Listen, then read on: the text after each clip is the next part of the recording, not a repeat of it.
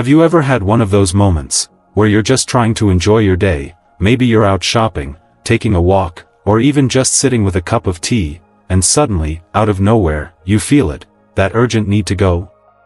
And before you even make it to the bathroom, it's too late. It's not just a little accident. It's a mix of panic, frustration, and honestly, embarrassment. Maybe it starts small, a tiny leak when you laugh a little too hard, or a sneeze that catches you off guard. And at first, you brush it off. Oh well, that's just getting older, right? But deep down, a part of you starts to worry. Is this going to keep happening? Is something wrong with me? Why didn't anyone warn me this could be part of aging? And the hardest part? You probably don't talk about it. You might not even tell your doctor. Because somehow, we've learned to stay quiet about it. Like bladder leaks are just another shameful secret we're supposed to carry with us as we age. But here's the truth, you are not alone. In fact, millions of senior women are going through the exact same thing right now. And I'm here to tell you, this does not have to be your new normal. You deserve to feel confident in your own body. You deserve to go about your day without that constant worry in the back of your mind. You deserve dignity, plain and simple. The problem is, most people don't realize there are specific daily habits, things we do without even thinking, that can actually make bladder leaks worse. And doctors are starting to warn women, if you want to stop wetting your pants, there are 5 habits you absolutely must avoid. Some of them might surprise you. One of them, habit number 3, is something almost every woman does, thinking it's helpful, but it's actually making things worse. So, if you've ever felt like this is something you just have to live with, please, stay with me. Because by the end of this video, you'll know exactly what to watch out for. And more importantly, you'll know how to take back control of your body, your comfort, and your peace of mind. And hey, if you've ever worried about leaks, if this is something you've kept bottled up or felt ashamed of, I want you to comment below, stay dry. Let's support each other, heart to heart. No shame. No judgment. Just honesty. And don't forget to subscribe to Elderly Wisdom Guide, where we have real conversations about senior health, the kind that can make a real difference in how you live every single day. Alright, ready to feel empowered? Let's start with habit number 1, and it's one that so many women fall into without even realizing it. Meet Margaret. She's 72, active, still enjoys her weekly trips to the market and meeting her friends at the community center. But there's one thing she dreads more than anything. Public restrooms. They're crowded. Sometimes dirty. And for her, just downright uncomfortable. So, she started this little habit, holding it in. She'd wait until she got home, even if she felt the urge halfway through her errands. At first, it didn't seem like a big deal. What's the harm in waiting a little longer, right? But before long, Margaret started having leaks. At first, just small ones, a little dampness here and there. But over time, they became more frequent, and more unpredictable. What Margaret didn't know is that holding your urine too long can actually train your bladder to work against you. You see, your bladder is like a muscle. It fills, it stretches, and when it's time, it empties. But when you constantly delay going, that muscle becomes overstretched. Over time, it starts losing sensitivity. It stops sending you the right signals at the right time. And worst of all, it weakens. That strength and control you once had, it begins to fade. Not because you're aging, but because of a simple habit that nobody ever taught you to watch out for. And here's where the big misunderstanding comes in. A lot of women think, if I wait longer between bathroom breaks, maybe I'll train my bladder to hold more. It sounds logical, but it's not how the body works. In fact, this habit can do the opposite. It conditions your bladder to become sluggish, unresponsive, and sometimes, just silent. So, when it finally decides to speak up, it's an emergency, and often, it's already too late. But here's the good news, you can turn this around.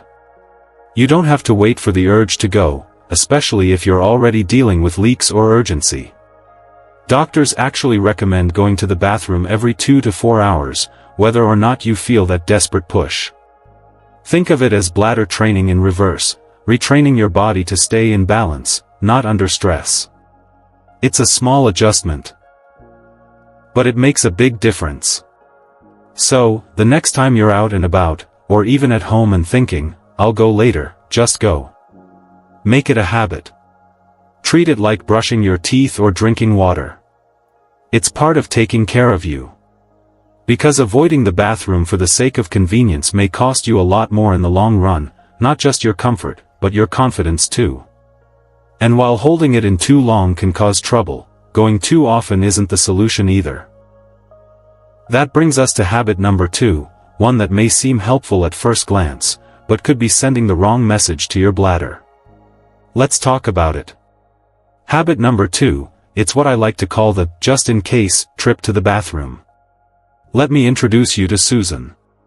She's 68, retired, and loves planning outings with her daughters and grandkids. But over the years, she developed this little ritual. Before leaving the house, she'd always go to the bathroom, even if she didn't feel the urge. Just in case. Before a car ride, even a short one. Before grocery shopping. Before a walk.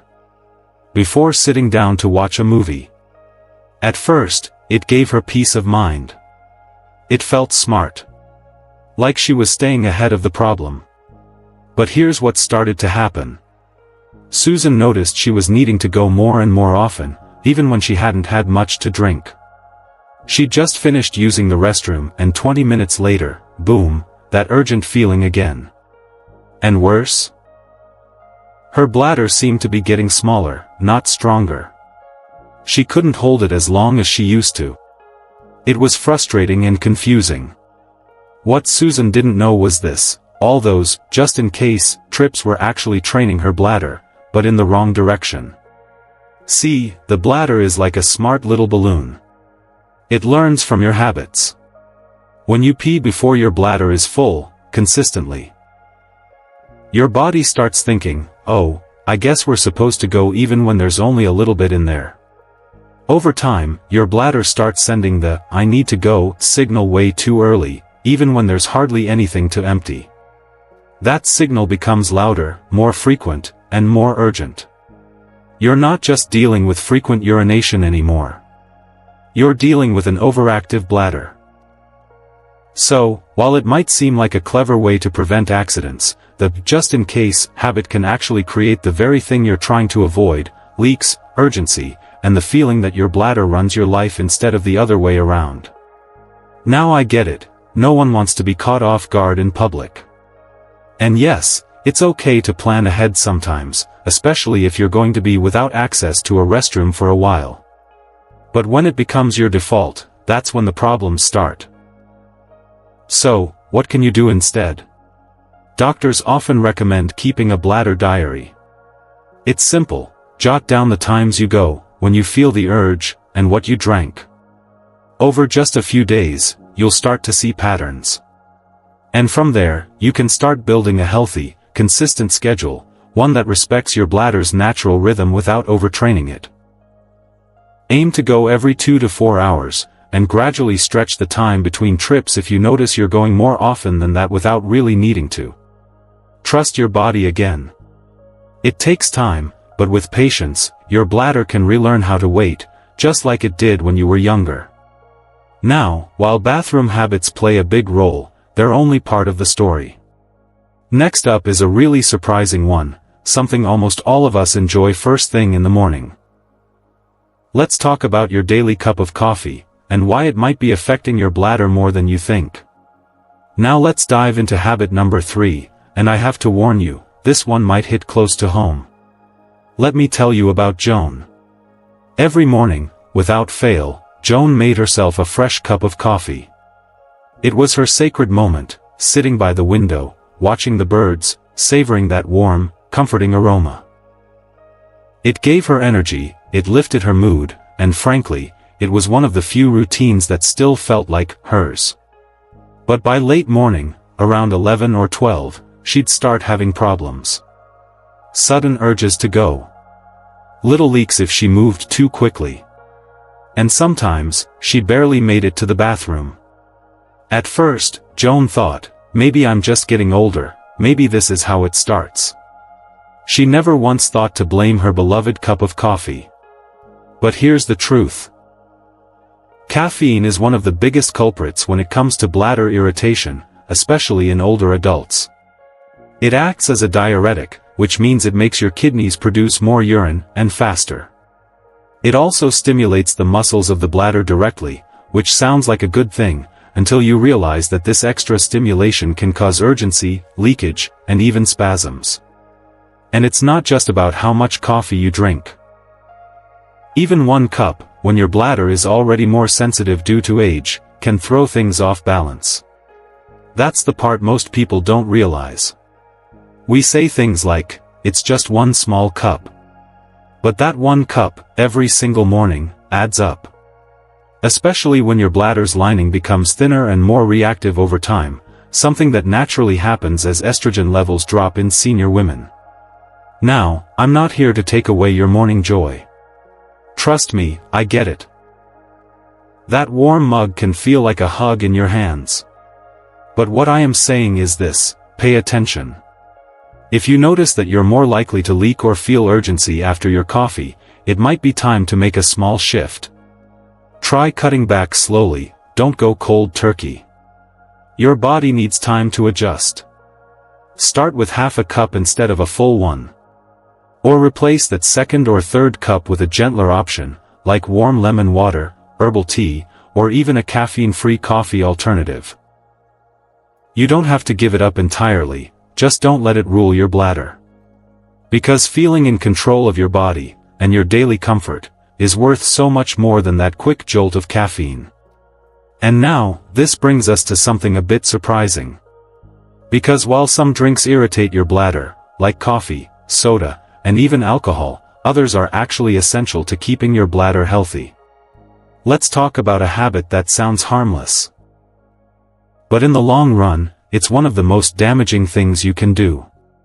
Habit number 4, not drinking enough water. Yes, not enough. Let's talk about why that matters. Habit number 4, this one is something I see all the time, especially among senior women. Not drinking enough water. I want to tell you about Eleanor. Eleanor was in her 70s, still active, sharp as a tack, the kind of woman who never missed her garden club meetings and always brought the best banana bread to potlucks. But a few years ago, she started noticing little leaks. Nothing major at first, just a drip here and there if she sneezed or stood up too quickly. Naturally, she got worried. And like many do, she thought, well, if I drink less water, I'll have fewer accidents. So, she started cutting back. She skipped her morning glass. She sipped slowly during the day. And she avoided drinking anything after 6 p.m., just to be safe. At first, it seemed to help. But then came the burning when she went to pee. Then a sudden, strong urge with no warning. And finally, an infection that landed her in urgent care. What went wrong? Eleanor was doing what felt logical, but her bladder was paying the price. You see, when you don't drink enough water, your urine becomes concentrated, darker, more acidic, and full of waste products your body's trying to flush out. That concentrated urine irritates the lining of your bladder, making it more sensitive, more likely to spasm, and more prone to infections like UTIs. And if you've ever had one of those, you know, they're not just uncomfortable. They're painful, they're exhausting, and they often lead to more leaks, not fewer. It's a vicious cycle, and so many women fall into it, thinking they're preventing accidents, when in reality, they're inviting more of them. Now, I'm not saying you need to guzzle a gallon of water a day. In fact, drinking too much at once can overwhelm your bladder just as badly. Instead, the key is to sip small amounts throughout the day. Keep a glass nearby. Take a few sips every hour. Hydrate slowly and steadily. Your goal? Pale yellow urine. That's the best way to tell if you're getting enough fluids without overdoing it. And if plain water doesn't excite you, that's okay. Try adding a slice of cucumber or lemon. Herbal teas count, too, just steer clear of those that have caffeine. Remember, staying hydrated isn't just about avoiding leaks. It's about protecting your bladder, your kidneys, your energy, your skin, and yes, even your brain health. Your body needs water to age well, and your bladder especially does. Now, I know we've talked about a lot so far. Bathroom habits, caffeine, hydration. But this next one? It's the one that's hiding in plain sight. It's not about what you drink or how often you go, it's about the muscles deep inside your core. The ones that silently support you every time you sit, stand, laugh, or cough. Let's get into habit number 5, the one that affects your pelvic floor every single day, without you even realizing it. Now we come to habit number 5, and I want you to hear this loud and clear: it is never too late to regain control. Let me tell you about Lillian. Lillian had 3 children back in the day. Natural births, no fuss. She was strong, proud, and never let anything slow her down. But now, in her early 80s, she found herself struggling to hold it in when she laughed too hard, or even when she was just trying to get out of bed. For years, she thought, well, after kids and menopause and everything else, this must be my new normal. She didn't think she had the strength to do anything about it. She thought the damage was done. But then, during a doctor's visit, something surprising happened. Her nurse gently asked her, "Lillian, how's your pelvic floor?" At first, Lillian laughed. "My what?" she said. And that's when the conversation started, about a group of muscles most of us never think about, until they start to let us down. Your pelvic floor muscles are like a supportive hammock. They hold up your bladder, your uterus, your rectum, they keep everything where it's supposed to be. But over time, after childbirth, with aging, with hormonal shifts, those muscles weaken. They become slack. They lose tone. And with that loss comes leakage, urgency, sometimes even a prolapse. And here's the biggest misconception: people think Kegel exercises are only for young women, or pregnant women. But the truth? They are even more important as we age. Because just like your arms or legs, if you don't use those muscles, you lose them. But when you strengthen them, when you take just a few minutes a day to reconnect with those inner supports, something amazing happens. You start to feel in control again. And it doesn't have to be complicated.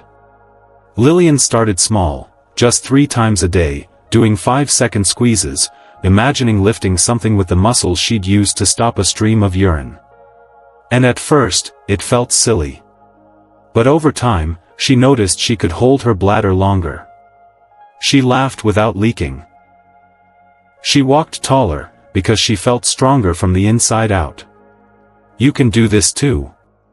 If you're unsure how, you can find guided pelvic floor exercises online, videos made just for older adults. Or ask your doctor for a referral to a pelvic floor physical therapist. Yes, that's a real thing, and they're amazing. Because this isn't just about one leak or one moment. It's about reclaiming trust in your body. Knowing that even now, especially now, you're still capable of change, of growth, of strength. So yes, the 5 habits we've talked about today can lead to wedding accidents, embarrassment, even shame. But once you understand why these habits matter, and how your body works behind the scenes, you're no longer just guessing. You're no longer just coping. You're stepping into knowledge, and that's where your power begins. Now, take a deep breath. Because in the next part of this video, we're going to talk about something deeper. The emotions behind all of this. Let's talk about what it feels like to face these changes, and how you can move forward with grace, strength, and dignity. Let's be honest. This isn't easy to talk about. Losing control of your bladder, even just a little, can feel like losing a part of your dignity. It's frustrating. It's embarrassing. And worst of all, it's isolating. You might not tell your family. You might keep extra pads hidden in your purse, just in case. You might even start planning your day around bathroom stops, avoiding long car rides, skipping social events, turning down invitations, just to avoid that what-if moment. And when that happens, it's not just your bladder that feels smaller. Your whole world starts to shrink. But I want you to hear me now, really hear this. It's not your fault. You didn't do anything wrong. These changes aren't because you're lazy or careless or somehow less than who you once were. They're part of the natural rhythm of aging. Your body has been through decades of change, of strength, of resilience. But just because something is common doesn't mean you have to accept it without hope. Because there is hope. And there's something even more powerful: choice. Yes, you have a say in how your body functions moving forward. The 5 habits we've talked about, they aren't just tips. They're tools. And when you start using them, even just one at a time, you begin to shift the story. Not from a place of fear, but from preparedness. You start saying, I may be aging, but I'm still learning. I may have leaks now, but I'm taking back control. I may have felt ashamed yesterday, but today, I'm taking action. So where do you begin? Not by changing everything at once. That's overwhelming. And it's not necessary. Just pick one habit.